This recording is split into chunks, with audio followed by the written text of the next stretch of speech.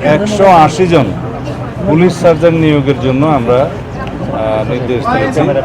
সেগুলো আগের শূন্য পদ, সেটা খুব শিগগিরই নিয়োগ করা হবে যত পরীক্ষার মধ্য দিয়ে।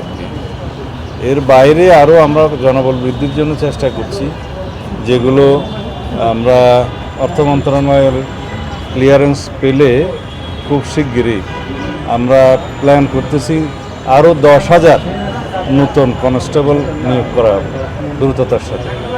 এর বাইরে সাব ইন্সপেক্টর এবং পাবলিক সার্ভিস কমিশনের মাধ্যমে এএসপি নিয়োগের আমরা উদ্যোগ নেব, সেটা পরে যথাসময়ে জানাবো ইনশাআল্লাহ।